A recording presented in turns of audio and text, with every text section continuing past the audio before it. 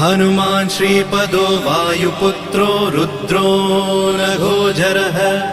अमृत्यवीरवीरश्च ग्रामवासो जनाश्रयः धनदो निर्गुणः शूरो वीरो निधिपतिर्मुनिः पिङ्गाक्षो वरदो वाग्मी सीताशोकविनाशकः शिवः शर्वत्परो व्यक्तो व्यक्ताव्यक्तो धराधरः पिङ्गकेशः पिङ्गरोमा श्रुतिगम्यः सनातनः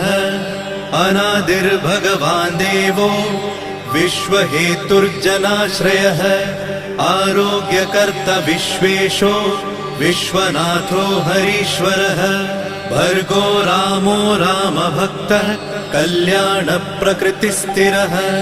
विश्वम्भरो विश्वमूर्तिर्विश्वरूपो